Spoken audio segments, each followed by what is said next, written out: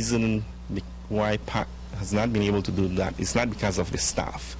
It's because of the composition of the PAC board. Presently, it's 5 N.G.O.s on the board and 5 government representatives plus finance expert and the executive director as an unofficial member.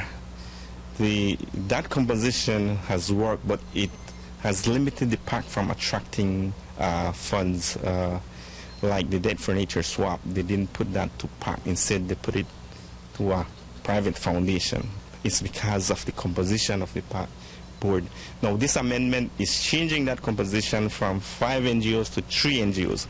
So, in our view, it's going backwards. We've been accompanying the process of modernizing and implementing the system policy and plan from 2005, and suddenly a PAMO has been left out of the consultation process. Individual members have been approached on this issue, but a PAMO as an umbrella organization has not.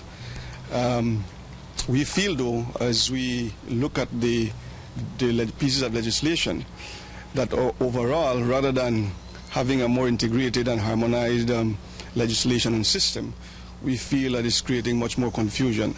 As we look at the bill, we see a lot of inconsistencies, and we feel that there's still much more work to be done.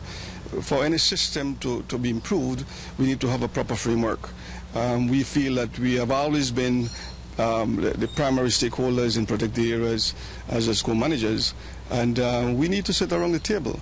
This submissions I've made here today are discussions that should have had during the process, because the National Protected Area System bill was a draft for a long time, an incomplete draft, and we had seen an incomplete draft.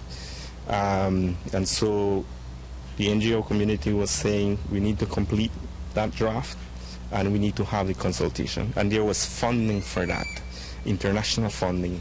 That wasn't done. And now what is presented or was presented to the cabinet and to the House was completely different than the first incomplete draft. So nobody can say that there has been 10 years of consultation. Basically, if you're talking about that National Protected Area System bill, there has been no